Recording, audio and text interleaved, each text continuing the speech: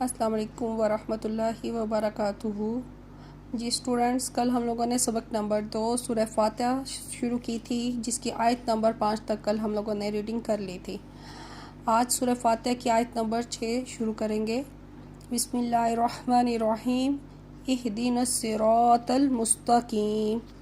اہدی کہتے ہیں ہدایت نہ ہمیں، اہدی ہدایت نہ ہمیں، صراط راستے کی، مستقیم سیدھا راستہ، ٹھیک ہے۔ اہدی ہدایت دے، نہ ہمیں، صراطی راستہ، اس کے ساتھ الف لام لگ جائے گا، مطلب کہ وہ خاص ہو گیا، جیسے انگلش میں دا لگاتے ہیں۔ صراط وہ خاص راستہ، سیدھا مستقیم، سیدھا سے مراد خط مستقیم یعنی کہ بالکل اسٹریٹ لائن، سیدھی لائن، ہمیں سیدھے راستے کی ہدایت دے۔ اس آیت مبارکہ میں ہم اللہ تعالیٰ سے سیدھے راستے پر چلنے کی دعا کرتے ہیں۔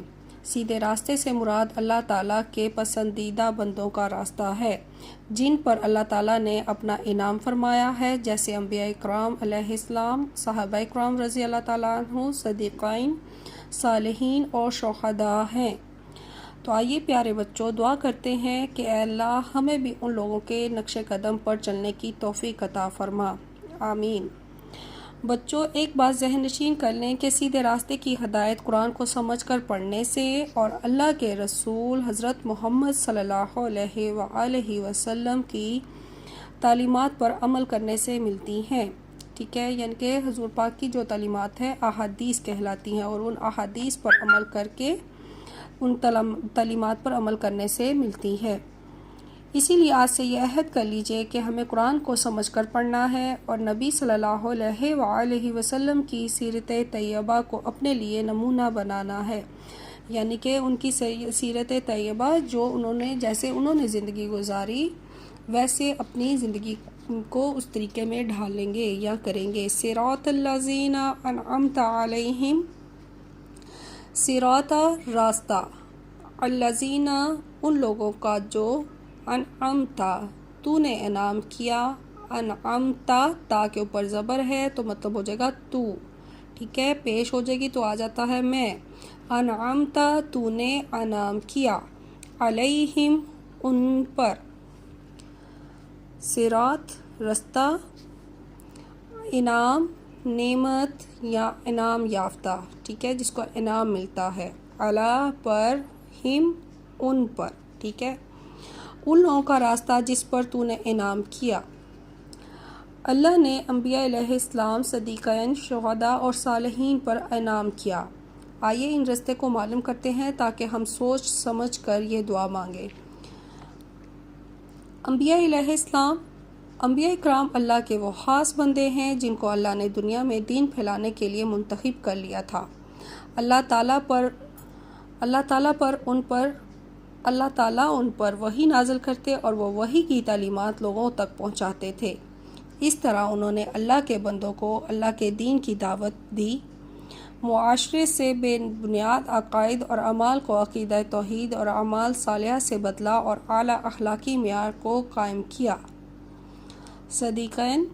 صدیقین وہ لوگ ہیں جنہوں نے انبیاء کی ہر بات کو سچ مانا، کسی میں بھی شک نہیں کیا اور ساری زندگی اسی پر عمل کرتے رہے۔ اس کی بہترین مثال حضرت ابوبکر رضی اللہ تعالیٰ عنہ ہیں۔ شہداء، شہید کی جمع شہداء ہے۔ شہید وہ ہے جو اپنی زندگی کے ہر عمل سے یہ گواہی دے کہ وہ صرف اللہ کا بندہ ہے اور اللہ سے محبت کی خاطر ہر چیز اللہ کے راستے میں قربان کر دے، حتیٰ کہ اپنی جان بھی۔ صالحین یعنی نیک لوگ جو صرف اللہ کی محبت میں برائیوں سے پاک رہتے ہیں اور نیکی کے کاموں پر ڈٹے رہتے ہیں۔ غیر المغضوب علیہم ولا الضالین، آمین۔ غیری نہ، نہیں، سوائے، اس کے مطلب میں آتا ہے نہ کے مطلب میں، مغضوبی غضب کیا گیا، علیہم ان پر، علی پر، ہم ان، علیہم ان پر، ولا وا اور لا نہیں، ولا الضالین جو گمراہ ہوئے۔ نہیں اس کے علاوہ بھی ہوتا ہے، غیرہ اس کے سوائے یا اس کے علاوہ کے میننگز میں بھی یہ غیری استعمال ہوتا ہے۔ اس لفظ کی ترکیب مظلوم جیسی ہے، مظلوم جس پر ظلم کیا گیا، ٹھیک ہے، مغضوب جس پر غضب کیا گیا، علی پر، ہم ان، وا اور، لا نہیں، ضال گمراہ ہونے والا، ضال کی جمع ضالین ہے، اسی مادہ کا اردو لفظ ضلالت ہے، ٹھیک ہے۔ نہ ان کا جن پر غضب کیا گیا اور نہ ان کا جو گمراہ ہوئے۔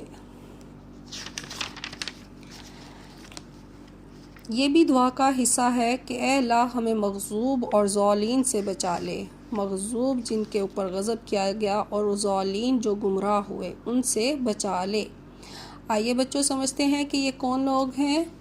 مغضوب، مغضوب سے مراد وہ لوگ ہیں جن پر غضب کیا گیا، جن کو معلوم ہے کہ اسلام کی تعلیمات کیا ہے لیکن پھر بھی وہ عمل نہیں کرتے۔ اللہ ایسے لوگوں پر اپنا غضب یعنی غصے کا اظہار کرتا ہے تاکہ لوگ راہ راست پر واپس پلٹ آئیں۔ اگر اللہ کسی سے ناراض ہو جائے تو وہ شخص اس دنیا میں بھی اللہ کی رحمت سے دور ہو جائے گا اور آخرت میں بھی سزا پائے گا۔ ضالین، ضالین سے مراد وہ لوگ ہیں جو جانتے ہی نہیں کہ اسلام کی تعلیمات کیا ہیں اور نہ جاننے کی کوشش کرتے ہیں۔ انہیں اس بات کی فکر ہی نہیں کہ وہ دنیا میں کیوں آئے ہیں اور زندگی کا مقصد کیا ہے۔ انہیں صحیح علم حاصل کرنے کی کوئی ضرورت محسوس نہیں ہوتی اور نہ ہی وہ اس کے لیے وقت نکالتے ہیں۔ تو پیارے بچوں، آج سے ہمیں اپنے اوپر غور کرنا ہے کہ ہم قرآن و حدیث کا جو علم جانتے ہیں اس پر کتنا عمل کرتے ہیں۔ یہ جائزہ ہمارے لیے عمل کی نئی راہیں کھولے گا۔